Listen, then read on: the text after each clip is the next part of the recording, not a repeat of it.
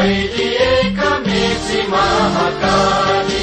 सयौं थुङ्गा फुलका हामी एउटै माला नेपाली, सार्वभौमै फैलिएका मेची महाकाली, प्रकृतिका कोटि कोटि सम्पदाको आचला, वीरहरूका रगतले स्वतन्त्र अचला, ज्ञान भूमि शान्ति भूमि तराई पहाड हिमाल, अखण्ड यो प्यारो हाम्रो मातृभूमि नेपाल,